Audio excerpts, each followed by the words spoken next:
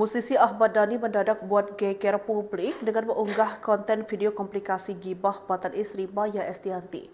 Video berdurasi 24 menit itu didedikasikan oleh Dhani untuk Safea dan Ali, anak-anak Mulan Jameela yang selalu mendapat hujatan dari netizen terkait masa lalu Mulan. Dalam waktu singkat, konten tersebut meraih lebih dari 1,2 juta penonton.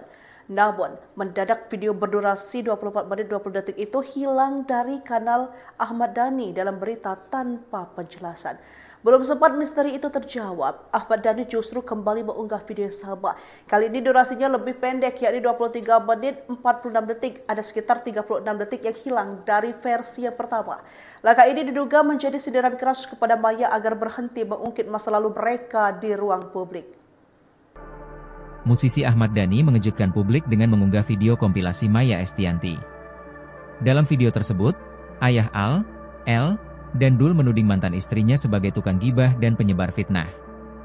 Video tersebut diunggah di akun YouTube Ahmad Dhani dalam berita pada Senin, 30 Juni 2025, dengan judul Kompilasi Gibah dan Fitnah Maya Estianty, di saat sudah punya suami.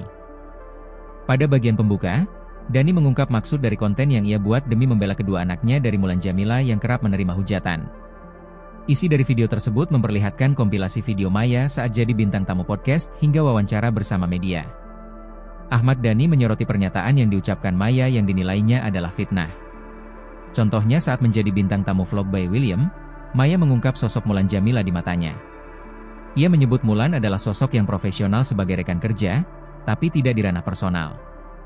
Selain itu, Dhani juga memasukkan pernyataan Maya soal adanya kekerasan dalam rumah tangga, KDRT, serta wawancara mantan istrinya yang menyebut ia dan Mulan berselingkuh di tahun 2005 silam.